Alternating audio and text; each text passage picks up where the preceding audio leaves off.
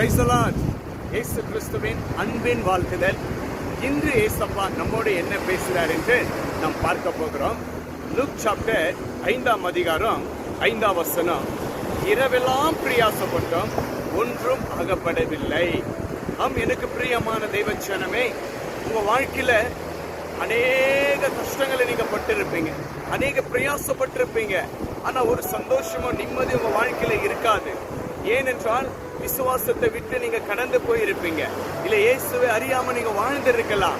ஆனா பேதுரு பாருங்க, இரவெல்லாம் பிரயாசப்பட்டாரு, ஆனா ஒன்றும் அகப்படவில்லை என்று வேதனையோடு இருக்கிற வேலையில இயேசு கிறிஸ்து அவரை தேடி போய் உன்னிடத்தில் எனக்கு இடம் கொடு என்று சொல்லும் பொழுது பேதுரு இயேசுவுக்கு இடம் கொடுத்த பிறகு அந்த பிரயாசத்திற்கு மேலான ஒரு ஆசீர்வாதம் பேதுரு கண்டாப்ல.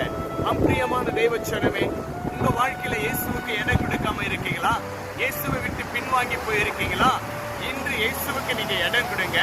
உங்களுடைய பிரயாசத்தை காட்டிலும் இயேசு உங்களுக்குள்ள வரும் பொழுது உங்க வாழ்க்கையிலும் குடும்பத்திலும் தொழிலிலும் மிகப்பெரிய ஒரு ஆசீர்வாதத்தை நீங்கள் அனுபவிக்க இயேசு உங்களுக்கு உதவி செய்ய வல்லவராய் இருக்கிறார். பேதுரு இடம் கொடுத்தாப்புல, சந்தோஷத்தையும் ரட்சிப்பையும் கண்டாப்புல.